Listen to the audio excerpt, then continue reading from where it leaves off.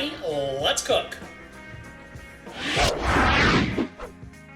To make a foolproof Thanksgiving turkey, you're going to need a turkey, water, salt, canola oil, sugar or honey, whole black peppercorns, onions, celery with greens, carrots, garlic, and also a good roasting pan, not the cheap aluminum kind, with a rack, aluminum foil, a probe thermometer, and a 5-gallon bucket with enough ice to almost fill it.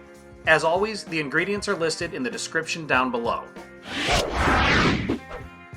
Make the brine 2 days or more ahead of time so that it's very cold by the time you're ready to make the turkey.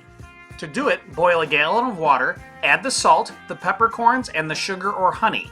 Stir until it's completely dissolved, take it off the heat, and refrigerate it until it's nice and cold. 12 to 16 hours before you're ready to cook, put your bird in the bucket, fill it with ice, and pour in your brine. If there isn't quite enough brine to cover the turkey completely, then add enough water until there is. Then, put your turkey in a cool, dry place with a lid on it or covered with aluminum foil until you're ready to cook.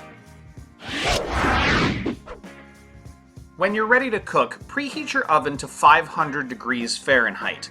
Then, drain your bird, rinse it off well, and pat it dry. Don't be afraid to pick it up and re-dump it out again if you find that there's extra moisture inside. You want very little liquid on the inside, and you want the skin patted nice and dry so it'll get nice and crispy. Before you do anything else, take a moment to form fit a little aluminum shield for the breast of the turkey. You're going to need this later. Prep your veg by cutting the tops off your carrots and the bottoms off your celery, and then just cutting everything approximately in half and tossing it in the pan. Those onions have the skins still on them, yes. That gives some nice color to your gravy.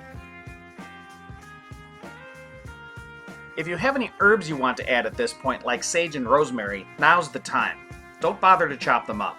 Everything on the bed of the pan is just there to make your gravy that much more awesome.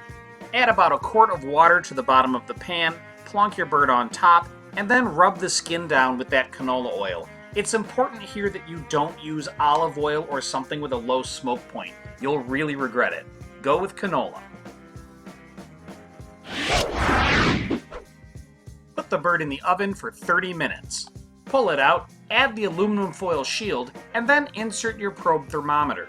Reduce the heat to 350 Fahrenheit, and then take a moment to adjust your probe thermometer until it's reading the coldest temperature. This means it's most likely in the thickest part of the breast. Set your thermometer to go off at 161 degrees Fahrenheit. When the alarm goes off, which will be about 3 hours for a 20-pound bird, you're going to have a perfectly cooked turkey. But give that thermometer another little wiggle to see if it goes down a little bit. If it does, put it back in until the alarm goes off again, and repeat until it doesn't go down anymore. At this point, let the bird rest at least 20 minutes and up to 45. This will give you time to use all those delicious juices in the bottom of the pan to make the best gravy ever, and to finish prepping the rest of your sides. Let's eat. Thank you for watching, everybody. Please click like down below and don't forget to subscribe.